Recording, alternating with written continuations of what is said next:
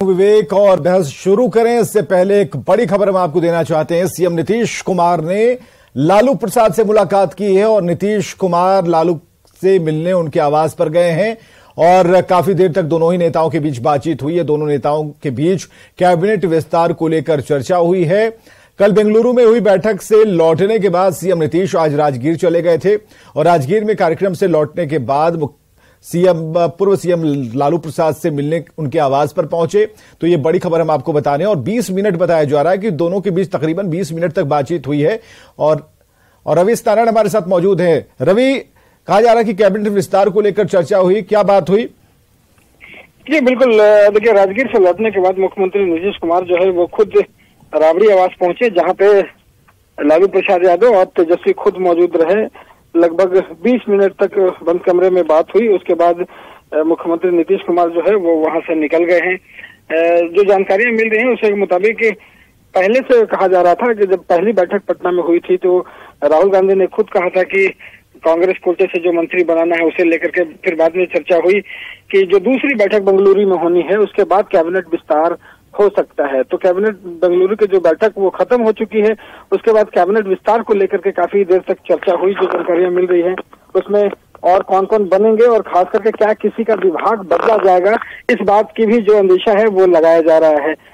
तो यहाँ से मुख्यमंत्री नीतीश कुमार जो है वो चर्चा होने के बाद निकले हैं। अब देखना होगा कि कैबिनेट विस्तार कब और किस ढंग से होता है। जी चलिए, बहुत बहुत शुक्रिया तमाम जानकारियों के लिए। चलिए, नीतीश कुमार ने चुप्पी साध रखी थी, लोग यही कह रहे थे, क्योंकि जब वहां पर टीवी चैनल वाले जितने मीडिया के लोग हैं सभी मौजूद थे और कल उन्होंने कोई भी किसी भी तरह का जवाब नहीं दिया, हाथ हिलाया, अभिवादन किया और चलते बने अपनी गाड़ी में।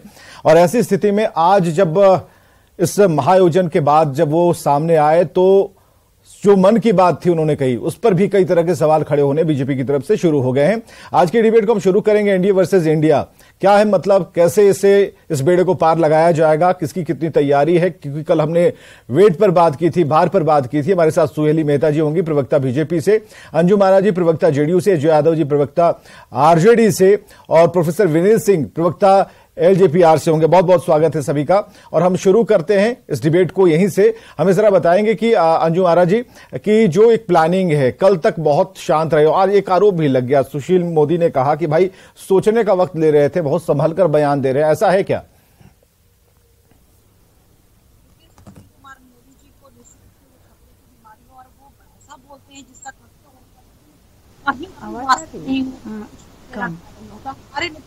अंजुम आरा जी, आपका नेटवर्क जरा तकलीफ दे रहा है।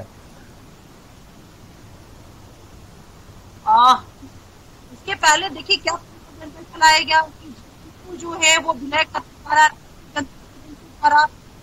नहीं, नेटवर्क इशू आ रहा है, इसमें थोड़ा सा आपकी आवाज स्पष्ट नहीं हो पा रही है, इसलिए हम जरा अजय यादव के पास चलेंगे। अजय यादव, कल नीतीश कुमार ने कुछ नहीं कहा, कई तरह के सवाल खड़े हो रहे थे, लेकिन अब जो एक सामने है एनडीए और इंडिया, और नीतीश कुमार ने आज इंडिया पर भी अपनी बात कह दी भाई कि इंडिया क्या है, इंडिया तो भारत ही है, इसमें क्या समझना है, इसमें कोई बहस की कोई बात नहीं है।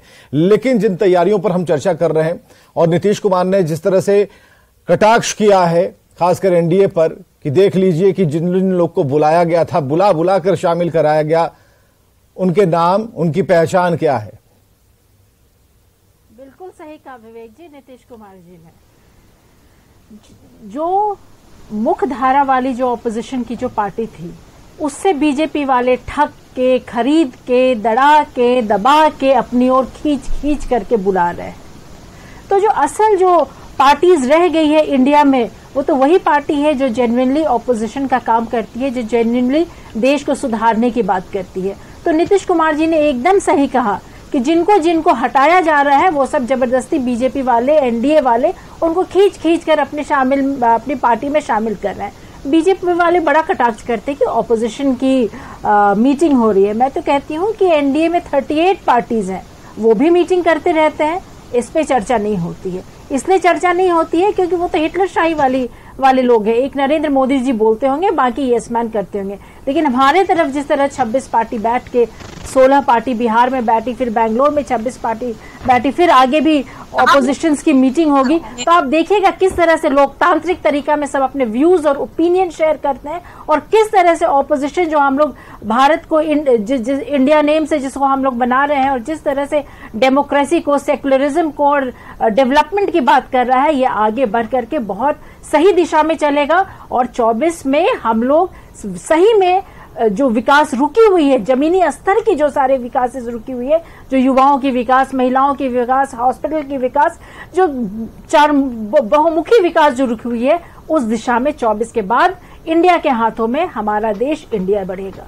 प्रोफेसर विनीत सिंह है। विनीत सिंह, आपने सुना कि क्या कहा जा रहा है। अब लोग बुलाए जा रहे हैं और बुला कर स्वागत करके मीटिंग रूम में बिठाया जा रहा है, और अब उन लोगों को चिन्हित किया जा रहा है। ये बात उन्होंने कही कि भाई हमारे पास जो संख्या है उसमें सारी पार्टियां नोन हैं।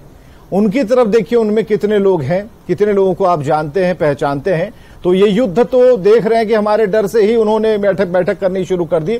और नीतीश कुमार ने यह भी कहा कि भाई इससे पहले बैठक कब हुई थी, उन्होंने याद दिला दिया वाजपेयी जी का जमाना, जब एक बार बैठक हुई थी, उसके बाद कोई बैठक नहीं हुई।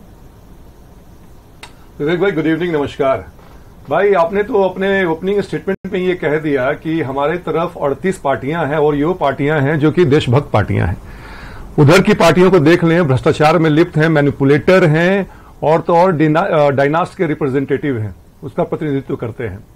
और देखिए, कुछ लोग जेल में हैं, कुछ लोग बेल पे बाहर हैं, कुछ लोग चार्जशीटेड हैं, और बड़ी मुश्किल से अगर 2600 पार्टी को जोड़ दिया जाए तो 100 का आंकड़ा नहीं पहुंच पाएंगे। और यहां पे क्या है, इंडिया अलायंस में 3 से 4 पार्टियां 332 सीट पे पहुंच चुकी है। तो ये बिल्कुल दर्शाता है, और भारत की जनता इस बात को समझती है कि आपका आखिर आशय क्या है एक साथ आने का। आपको अपना अस्तित्व की लड़ाई लड़नी है, आपको ईडी और सीबीआई से अपने आप को बचाना है, आपको अपने परिवार का भविष्य देखना है। पर यहां पे ऐसा नहीं है। अभी राजद की प्रतिनिधि कह रही थी कि हमारे यहां लोकतांत्रिक होता है, तरीके से काम होता है, वहां तो वन मैन शो है। अरे भाई, लालू जी और तेजस्वी यादव के विरोध में कोई बात कर सकता है क्या? कांग्रेस में युवराज और रानी जी के विरोध में कोई बात कर सकता है क्या? हम लोग जानते नहीं है। तो ये सब बोलने की बात है। और विवेक भाई, यकीन मानिएगा, जिस हिसाब से बिना दूल्हे की बारात से फूफा जी गुस्सा के लौट के आए हैं, ये ज्यादा समय ये चलने वाला नहीं है विपक्षी एकता। ये 1 से 2 मीटिंग में कहानी खत्म हो जाएगी। अब देखिए बॉम्बे में जाके क्या करेंगे नीतीश कुमार जी। ये तो कहां गए थे सोच के कि संयोजक बनेंगे, और मिला कुछ नहीं है। तो फिर से मैं कहूंगा कि ये जो आडंबर है ये चलता रहेगा, हर बार चलता है। 2014 में चला, 19 में चला, 24 में चलेगा। लेकिन खुशी मुझे इस बात की है कि कम से कम एक साथ ये लोग आ जाएं, ताकि जनता इनका चेहरा देखे, and once and for all इनको हरा के ये सिगुफा जो है बिल्कुल खत्म कर दिया जाए। अजय यादव जी, बिल्कुल चित करने की तैयारी है। आप देख पा रही हैं, आप जिन दलों के शामिल होने की बात या फिर कह रहे हैं कि खरीद कर लाए गए हैं, उन्हीं में से शामिल एक दल हैं, विनीत जी उन्हीं के नेता हैं, प्रवक्ता हैं। तो आपको ये समझ में आ रहा है कि लोग बुलाए गए नहीं बल्कि स्वागत किए गए। और जो तस्वीरें आपने देखी जिसमें उनका स्वागत किया जा रहा है, उन पार्टी के जो अध्यक्ष वहां पर पहुंचे थे उनका स्वागत किया जा रहा है, और बिल्कुल एक सिस्टमैटिक तरीके से। और ऐसा नहीं है कि उन्हीं दलों का स्वागत किया गया। अमित शाह भी जब पहुंचे तो उन्हें भी अंगवस्त्र देकर और गुलदस्ता देकर उनका भी स्वागत किया गया। तो आप ऐसा नहीं कह सकते कि दलों का स्वागत किया गया, पहली चीज। दूसरी बात यह है कि अगर वहां पर स्वागत नहीं, सुनिए एक मिनट। दूसरी चीज कि प्रधानमंत्री नरेंद्र मोदी 10 बात ऐसी करते हैं जिसमें परिवारवाद, भ्रष्टाचार पर प्रहार लगातार वो करते रहे, कोई नई बात नहीं है। ऐसी स्थिति में जो आरोप प्रोफेसर विनीत लगा रहे हैं या फिर देश के प्रधानमंत्री आप लोगों के ऊपर लगाते हैं, इसे साफ करना कितना कठिन है आप लोगों के लिए, क्योंकि जब तक इसे धोइएगा नहीं